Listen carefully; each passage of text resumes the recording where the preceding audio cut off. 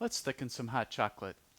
So the way we're going to do this is, first of all, I recommend that you make your hot chocolate first. I've just made 1 cup. You can certainly make a whole carafe or, some kind of bulk batch. That's fine. You just need to know how much you're going to thicken and how much thickener you need to add to it. In this case, I have 8 ounces and I want to go to mildly thick, so I'm going to add 2 doses from my pump, and then I'm just going to stir. And thickening hot chocolate is relatively straightforward and easy. Doesn't take a lot of time. The issue here is that you're dealing with a hot beverage and you're going to serve it to somebody with a swallowing problem.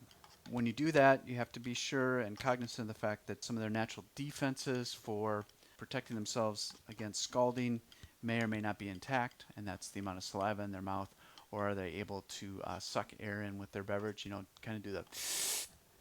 So that's kind of an individual thing. You need to make sure that you are aware of their particular ability, but generally speaking, just for the safety of the resident and the safety of their oral cavity, knowing that they have a swallowing problem, I usually don't recommend that anybody serve a hot beverage above about 140 degrees when it's been thickened.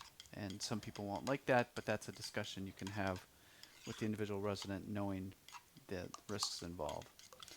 So it doesn't take very long, in this case probably 45 to 60 seconds. Nice and easy to do. And then when we're done, it will be time to test it.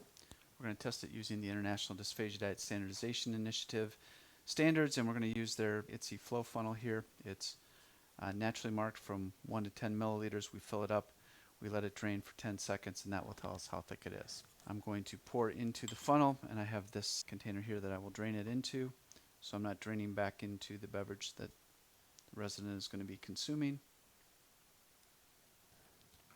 And you just let it flow.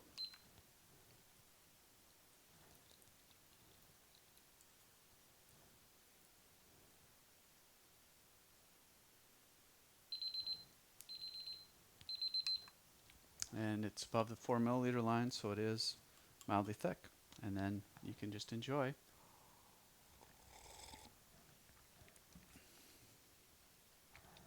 And that's all there is to making thickened hot chocolate.